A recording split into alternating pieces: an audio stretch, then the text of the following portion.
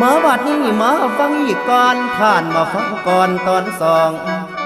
ฟังในคองนาบุญกุศลก่อนหมู่เฮาเราสังบานฟังเอาเด้อท่านชราลงดอกทั้งป่วยอายุไขพ่อแม่สวยสิมาแล้วพวกหมู่เฮาสุมลานเล่นลูกเต้าเขากะใหญ่ตามภาษาบุญแล้วบุญพระของเราได้อยู่เห็นหลานน้อยบัดนี้สังขารคอยชราลงบอกคือเก่าภาษาเฮาเอิ้นว่าเท่าปัดชิมคอยแก่ไว้วัฏจักรโลกไต้ไปตามเรื่องสังขารเด้อเมเด้อ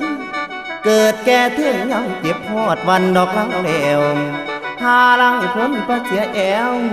หาลังคนขาลาหาลังคนเสียตาเสียหูพร้อมนั่นคือ